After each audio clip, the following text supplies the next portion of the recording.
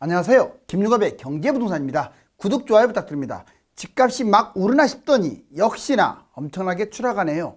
규제 완화와 언론 플레이 등으로 집값이 보합 근처까지 빠르게 치고 올라오더니 이번 주부터 매물이 급증하면서 엄청난 속도로 가격이 내려가고 있습니다. 특히 일주일 만에 강남과 용산 호가가 급락 중인데 대출과 시중은행 금리 인하 효과가 다했다고 보시면 됩니다. 그렇다면 2차 폭락으로 어디가 얼마나 더 떨어질까요? 유료 상담은 0103-999-8808 제가 직접 매수 타이밍과 입지를 추천해 드립니다. 지금이 중요하니까 전화 주십시오. 집값 막 오르나 싶더니 역시나 지금 추락하는 모습을 보이고 있습니다. 보시면 정부 대출, 그동안에 이제 왜 뛰었냐면 대출 그리고 금리를 지나치게 정책적으로 찍어 눌렀어요. 못 올라오게. 그런데 이게 IMF에서도 지금 지적을 하고 있는데 너무 지금 대출을 가뜩이나 많은데 지금 계속 해주고 있잖아요. 특히 취약계층이 2030. 그리고 금리가 정상적으로 발동이 하는데 너무 찍어 누르다 보니까 금리가 낮아요. 기준금리는 높은데 바로 이게 경제위기를 불러올 수 있다라고 지금 아주 심각한 상황입니다. 보면 집값 반등 이유, 부동산 대책 완화, 규제 지역, 그리고 어떤 세금 문제, 청약 이런 것들을 많이 완화시켰죠. 특히 2번이 문제예요. 대출하고 금리. 이거를 너무 지나치게 건들게 되면요. 정부가 인위적으로 이렇게 되면 금융위기 터질 수도 있어요. 정말로. 여기 보세요. 너무나 파격적인 대출. 가뜩이나 우리나라가 세계 1위, 2위를 다투는 대출 시장에서 이게 가계대출만 심각한 게 아니라 기업대출, 정부대출 다 심각한데 또 거기다가 사업자 대출 그리고 다중채무자 아시잖아요. 어느 정도인지. 시중 금리 인하를 압박하고 있었죠. 자, 세제 개편, 다주택, 부자. 이게 오히려 세제 개편을 했는데 다주택 부자들에 대해서 이 보유세, 양도세 완화를 하다 보니까 이런 요인으로 인해서 집값이 반등을 해버린 거예요. 특히 대출하고 금리가 컸죠. 자, 집값 부양 문제 한마디로 집값 부양 정책, 말이 좋아서 연착륙 이런 표현을 쓸 거예요. 집값을 서서히 떨어뜨린다. 뭐 연착륙입니까? 집값 부양 쓰고 있어요. 문재인 정부처럼. 자, 과잉 금리 개입. 너무 금리에 개입하면 안 돼요. 자, 미국이 닷컴 버블 때 왜 버블이 생겼습니까? 지나치게 개입하는 바람에. 이렇게 되면 정말 정상적으로 경제 활동이 이루어지지 않은데 만약에 금리 문제가 생기거나 대출 문제가 생겼을 경우 일본의 잃어버린 장기 침체로 빠질 수도 있어요. 미국처럼 일시적 경제 위기가 터지거나 일본처럼 장기 침체. 과잉 대출 개입. 이번에는 금리가 아니라 이게 정부가 지금 기준금리는 높은데 너무 지금 시장 금리를 억눌러 갖고 싸게 대출해주라 막 그러고 있는 거예요, 지금. 그것도 능력도 안 되는 사람들이 막 대출 받고 있고 이러면 나라 망합니다. 여기 보시면 거기서 끝나지 않아요. 금리도 내렸지만 대출도 많이 해주고 있어요. 대출도. 특례 보금자리 편법이죠. 이것도. 청년, 특수층. 지금 세계적인 어떤 공동 DSR 이 규제는 함부로 할 수 있는 게 아니에요. 이거를 편법적으로 지금 특례 보금자리라는 명목으로 또는 청년 대출이라는 명목으로 지금 다 지금 완화시켜오고 있잖아요. 이게 급증해가지고 지금 심각해요. 추가 금융 개입, DSR 완화, 대출 금리 완화. 이게 지금 다른 부분도 아니고 대출하고 금리를 오랫동안 건드려 버렸기 때문에 문제가 되는 거죠. 지금 꼭 해야 할 일. 그렇다면 지금이라도 여기서 벗어나야 돼요. 이제 집값이 보합 근처까지 올라왔잖아요. 그러면 대출 금리 정상적으로 너무 금리 대출을 갖다 너무 떨어뜨리려고 하지 마시고 금리도 억지로 그냥 기준금리 묶어놓지 마시고 정상화 시키시라고요. 대출도 맞고 금리도 지금 문제가 되고 그러니까 여기에서 손을 떼야 돼요. 어느 정도는. 최소한의 것만 관심을 가져야 하는데 지금 너무 지금 찍어 누르고 있어요. 부도 위험, 더군다나 우리나라 건설사, 금융사 이게 지금 합작이 돼가지고 지금 PF 문제로 심각하지 않습니까? 적극적 지원도 하지 말아야 돼요. 건설사, 금융사. 물론 금융위기가 터질 수도 있기 때문에 신경은 써야겠지만 몇 개 뭐 무너진다고 해서 터지는 게 아니거든요. 부실 건설사, 부실 금융사는 터트려 버려야 돼. 그런 것들은. 그리고 집값 띄우기 금지. 이제 집값이 보합 근처까지 왔고 아직 만족할 만한 수준으로 떨어진 게 아니잖아요, 집이. 그러면 뭐 경착륙을 막아서 연착륙까지 왔으면 이제는 이 띄우기는 안 했으면 좋겠어요. 집값 좀 더 조정 유도를 해야 합니다. 연착륙, 글자 그대로 연착륙이에요. 지금은 연착륙이 아니라 띄우기 하고 있잖아요. 2023년 V자 반등과 다르다. 자, 일각에서 이런 얘기를 합니다. 일단 집값 상승 거래 소환된 2009년 V자. 지금 V자 반등을 한 게 3번 있었어요. 98년 IMF 때, 2009년 미국발 금융위기 때, 2023년 현재. 이제는 23년은 아직 현재 진행형이니까 이건 확신할 수 없죠. 98년. 자, 97년에 IMF 외환위기 때 집값 주식이 폭락을 했는데 실질적으로 무려 40%나 집값은 떨어지고 주가는 70% 떨어졌어요. 천이 여기야 200대로 떨어졌으니 말 다 했죠. 자, 이제 1998년 불과 1년 만에 집값이 폭등을 해가지고 회복 다 하고 급등을 해버렸습니다. 2009년 볼까요? 2008년에 미국 경제위기가 터졌죠. 그래서 집값이 폭락했는데 실질적으로 적게는 20, 많게는 60%까지 폭락을 했습니다. 그런데 주가가 55%까지 내려왔죠. 거의 900대까지 떨어졌으니까. 하지만 얘는 2009년 빠르게 회복을 했어요. 1년 만에 회복.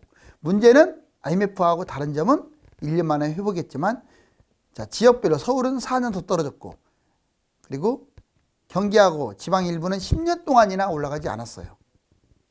자, 이번에 2023년 자, 22년 코로나 후유증, 금리 인상 폭락, 실질 집값은 20에서 50% 하락을 했죠. 지금 반토막 난 것도 있잖아요. 주가 무려 35% 떨어졌죠. 1,400대까지. 자, 2023년 집값 1년 만에 지금 보합까지 왔습니다. 이제 30% 떨어졌던 게 한 20 언저리까지 온 것 같아요. 많이 축소됐어요, 하락폭이. 근데 이 이후에 보합에서 계속 올라가기보다는 여름에 잠깐 반등했다가 하락할 확률이 크다. 바로 지금 똑같은 V자 반등을 한 모습 같지만 모양이 다 달라요. 얘는 완전 V자 했고 얘는 V자 반등인 것 같더니 다시 W자. 2023년은 W자까지는 아니래도 V자 반등인 듯 하더니 겨울에 또 한 번 2차 폭락하고 바로 올라갈 것이다 이렇게 판단됩니다. 자, 이제 전문가 올 여름 반등 후에 2차 하락. 근데 궁금증이 생깁니다. 왜 전문가들은 하나같이 25년까지 기다려라 이렇게 말을 할까? 근데 제 개인적 생각은 25년까지 무작정 기다리는 것은 망할 수도 있어요. 그거는 점친 겁니다. 점쟁이처럼. 사이클이라는 것은 변화무쌍하거든요. 지금 여러분들이 관심을 가져야 할 것은 딱 하나예요. 자, 여름에 어떻게 되느냐. 올 여름에 과연 얼마가 뛰든지 또는 떨어지든지 이게 대세 상승의 시작이냐 아니면 일시적으로 빌빌거리다가 다시 또 겨울에 2차 폭락을 하느냐 이걸 지켜보는 겁니다. 보니까 1단계 코로나 폭등으로 20년, 21년에 엄청나게 뛰었죠, 집값. 코로나 돈 풀기 때문에. 2단계 집값 급락, 이제 22년에서 23년 5월 달까지 사실상 폭락이죠. 그리고 23년에 들어와서는 1월부터 5월까지는 하락폭이 점점 감소됐고 기준금리 인상이 원인이었죠. 3단계, 자, 아마 올 겨울은 약간 반등. 그렇지만 아까 제가 서두에 말했듯이 집값이 다시 또 급락세로 일부 지역이 돌아섰기 때문에 좀 봐야겠어요. 전반적으로는 여름만 되면 뛰었는데 6월에서 8월 보합 전후에서 등락할 것으로 예상은 하지만 의외로 호가가 치고 올라갈 수도 있습니다. 그렇지만 4단계 결국은 9월 추석 이후에 24년 겨울 지나고 내년 봄까지는 많이 빠진다 이렇게 결론을 내립니다. 물론 전문가들은 계속 떨어져 갖고 25년 이후에나 뛴다 이렇게 말하죠. 5단계 바닥 따지기 결국 올 연말 내년 초가 바닥으로 보여지고요. 6단계 대세 상승은 이제 그 이유겠죠. 24년 3월부터 28년 뭐 꼭 24년 3월이라고 못 박을 수는 없어요. 대략이라는 뜻이지. 근데 상승은 한 5년 가니까 28년은 맞을 거예요. 자, 이제 2023년 부동산 하락 이유. 그러면 왜 올해 이제 그렇게 많이 남지는 않았죠. 한 7개월 남았는데 왜 하락을 보느냐. 아직은 고금리를 유지하고 있어요. 금리 인하가 유원합니다. 유원. 그리고 전세가가 계속 떨어지고 있죠. 갭투자, 투자자가 달라붙기 어려운 환경이에요. 다주택, 그다음 외지인, 그리고 법인, 부자들이 매입을 해줘야 돼요. 자, 미분양 증가. 지금 아직도 미분양은 줄어들지 않고 있고 준공후 미분양은 더 오히려 강세입니다. 마이너스 프리미엄. 일부 지역에서는 아직도 이게 회복이 안 되고 있죠. 자, 주요 지표도 하락하고 있습니다. 아주 중요한 게 거래량인데 거래량이 아직 만족스럽지를 못해요. 그리고 미분양도 그렇고 경매 문제도 그렇고 아까 말했던 전세 뭐 여러 가지 핵심 사항이 아직 회복이 안 됐어. 집값 거품이 높습니다. 문제는 아니 집값 거품이 높지 않으면 문제가 안 돼요. 이런 사단이 나는 것은 집값 거품이 너무 세. 다른 나라보다 자 여기 보세요. 소득 대비 소득으로 따지면 지금 30%는 폭락해야 돼요. 그 다음에 매수 능력 소득 빼고 그냥 본인이 가지고 있는 돈 또는 능력 이걸로 봐도 20, 30%더 떨어져야 돼요. 공급 폭탄이 본격화되고 있어요. 3기 신도시 택지지구랑 이제 분양이 서서히 많아질 겁니다. 당장 올해 뭐 내년에 분양 물량이 줄었네 늘었네 이게 중요한 게 아니에요. 큰 틀에서 엄청난 신도시 물량이 쏟아진다. 이게 문제지.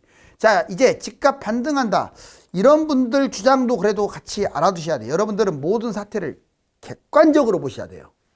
세계 주요 도시 집값이 예상보다 빠르게 반등하는 이유라고 써있죠.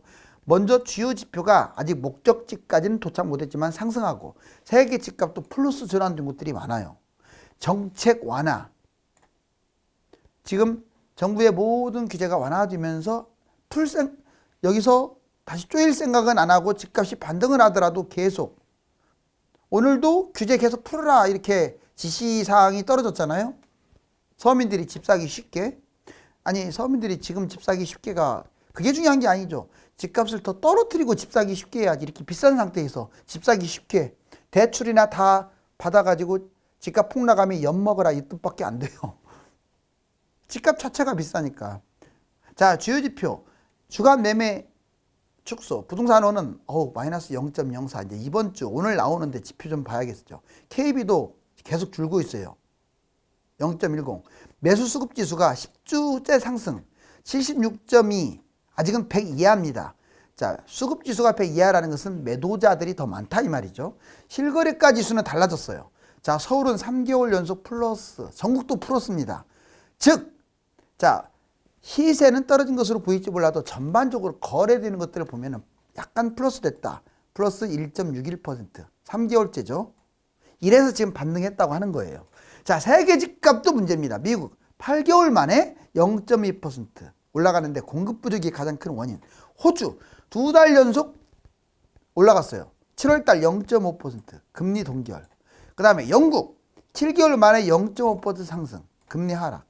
이 나라만이 그런 게 아니라 지금 캐나다도 그렇고 우리나라하고 똑같이 가는 나라가 미국, 캐나다, 호주, 뉴질랜드, 영국, 스칸디나비아 반도 바로 이 6개 국가인데 얘들이 플러스로 전환됐다면 상당히 기분 나쁜 소식이죠. 정책 완화. 자, 세제, 1주택, 다주택 다 지금 완화시켰어요. 대출, 특례 보금자리, 생애 최초, 뭐 분양, 고가 지금 분양도 지금 고가 분양을 해도 지금 나몰라라 하고 있고요. 아무튼 모든 규제를 완화해 가지고 지금 특히 대출 쪽으로 서민들이 쉽게 대출을 받아서 집을 살 수 있는 상황. 해제, 규제 지역, 전매 제한, 무순위 청약 등 웬만한 규제 완화가 지금 많이 이루어졌죠. 자, 이제 저는 객관적입니다. 문재인 정부와 윤석열 정부 부동산 정책 이렇게 하면 안 된다는 걸 보여주기 위해서 제가 말씀드리는 거예요. 둘 다 문제입니다. 도찐개찐 50보 100보 누가 더 심하다고 할 수 없어요. 자, 문재인 정부는 임대주택 사업을 장려한 게 패착이었고요. 다주택, 법인, 외국인 정책을 썼다는 게 문제예요. 얼마든지 두드러 잡을 수 있었는데 집값 띄우는 것을 즐겼죠. 세금 거두려고 집값 주도 성장이라는 말 들어봤죠. 그 다음에 불필요한 규제로 집값을 폭등시켰습니다. 그냥 제대로 때리면 될 걸 갖다가 찔끔찔끔. 자, 무능한 경제팀 지나치게 특정 장관이 오랫동안 장관직을 집값도 못 잡는데 영임하거나 장기 임명을 했어요. 뒷북치고 핀셋, 오판 오만한 정책으로 망친 거예요. 집값이 엄청나게 쪘죠. 근데 윤석열 정부 지금 1년밖에 안 됐는데 솔직히 실망스럽습니다. 집값 거품이 아직도 높은데 집값 띄우기로 나가고 있잖아요. 마을이 좋아 연착륙이지 지금 연착륙 시키려고 하고 있나요? 집값 이미 상당히 올라왔는데. 자, 오늘도 대출 계속 서민들 더 쉽게 받을 수 있도록 알아보라고 그렇게 말하고 있잖아요. 건설사, 다주택, 부자 정책. 왜 부자 정책을 쓰고 다주택 정책 왜 씁니까? 서민 정책을 써야지. 자, 미분양 매입, 빚 탕감. 이것을 해주다 보니까 그 건설사들 그냥 분양가 5억이면 될 것 같다. 8억. 8억이면 될 걸 12억으로 때려버리고 분양가. 허그는 뭐 하고 있는지 모르겠어요. 자, 빚 탕감, 세금 낭비. 빚내서 집 사라. 특례 보금자리가 대표적인 예. 경제 심각합니다. 지금 성장률, 무역 적자는 지금 1년이 넘어가는데 돈도 부족한데 자꾸 돈으로 혈세로 이 사람들 구제해주고. 자, 금리 동결, 금융권 대출 개입. 지금 누가 50보 100보죠. 글쎄요, 이건 아닌 것 같죠? 자, 이제 서울 바닥장. 그렇지만 이제 언젠가는 바닥은 올 겁니다. 자, 올 여름이든 뭐 겨울이든 내년이든 하늘이 준 기회는 반드시 와요. 정부 부동산 규제 완화, 또다시 늘어나는 갭 투자. 자, 이제 1억, 2억, 3억을 한번 구분을 해볼게요. 서울 소액 투자. 21년 5억. 그러면 23년 정도 되면 1억 정도면 3억이 되니까 1억으로 3억 투자할 수 있어요. 그러면 7억, 4억을 버네요. 투자 수익률 4억. 근데 재개발 아파트 아닌 것들은 뛰어봤자 1억이니까 하지 마시라고 이런 거. 지역, 서울 외곽 대단지 구축 10평대 얼마든지 잡을 수 있습니다. 2억. 자, 21년 8억. 23년 5억. 8억이 주로 5억 되죠. 2억이면 잡아요. 28년 12억으로 갑니다. 그렇게 되면 투자 수익률은 6억에서 7억. 재개발 비아파트는 역시 플러스 2억밖에 기대감이 없으니까 하지 말라고요. 지역은 서울 외곽 대단지 구축 20에서 28평 웬만한 거 잡죠. 자, 3억. 21년 11억 했던 게 23년 말 대략 한 7억 정도 하는 것 같아요. 요즘 좀 올라와가지고. 자, 3억, 6억에서 7억. 3억이면 잡습니다. 28년에 17억까지. 투자 수익률은 10억에서 11억 정도 예상되고, 재개발하고 비아파트는 뛰어봤자 3억. 너무 차이가 나죠? 지역은 서울 외곽 한강변 일부 20평에서 34평까지 잡을 수 있다. 자, 이제 국가별 금리 현황 5대 은행 담보대출 볼까요? 보시면 우리나라가 왜 조금 문제가 되냐면 이 변동금리가 커요. 녹색 변동금리죠. 여기 제일 심하지 않아요? 우리나라, 호주, 아일랜드, 스페인 이게 변동금리를 쓰는 나라들이 집값이 폭락합니다. 그런데 미국 같은 경우는 장기 고정이에요. 이게 보라색. 진짜 크죠? 장기간 고정됐다는 말은 금리가 낮다는 거예요. 설령 그 금리 인상을 했어도 바로 이게 차이점이고. 5대 은행 주택담보대출 금리 추이 봤더니 이게 5월 16일 날 작년에 그러다가 이렇게 올라왔다가 지금 너무 빠르게 떨어졌어요. 기준금리는 오히려 최고인데 아무리 선행이라고 하지만 시중금리는 너무나 내려왔어요. 이거는 정부가 찍어 내린 거예요. 금리 못 올리게. 이거는 아까도 말했지만 잘못했다가는 대출 계속 받게 되고 하기 때문에 금융위기가 터질 수 있어요. 경제위기가 터질 수도 있고. 이건 내가 한 말이 아닙니다. IMF도 여러 번 경고하고 있어요. 자, 이제 집값 거품 왜 심하냐. 먼저 통화량. 돈 찍어낸 것은 이 정도인데 집값은 여기까지 쪘네요. 약간 좀 내려오긴 했지만 빨간 끝에서. 그 다음에 GDP 대비. 자, GDP는 여기인데 여기 보면은 집값 거품이 심하네요. 즉 통화량에 비해서는 16에서 26%가 더 떨어져야 하고 GDP 대비로는 20에서 30%가 여기서 더 떨어져야 돼요. 그리고 서울, 자, 주택 구매력 지수, 내가 돈을 얼마나 갖고 있느냐. 여기 보시면 능력, 이게 밑으로 내려갈수록 심한 거거든요. 자, 30에서 무려 50%나 고평가. 즉 내가 가지고 있는 돈에서 30에서 50%는 다른 나라하고 비교했을 때 떨어져야 정상이야. 고평가야. 그리고 여기 보세요. 거래량이 지금 조금 여기 높을 때하고 비교하면 아직도 멀었어. 서울도 그렇고 전국도 그렇고. 이제 30대가 돌아왔습니다. 2030이 돌아와서 집값이 뛰지는 않아요. 3월달 보세요. 확 늘어났네요. 35%로. 1월에 비해서. 그리고 남의 돈으로, 특히 여러분들 빌라 사지 마세요. 빌라 그 갭 투자하지 말라고요. 1,000만 원 갖고 갭 투자한다. 어떤 사람들은 무자본. 그냥 500만 원 갖고 갭 투자. 이러다가 망합니다.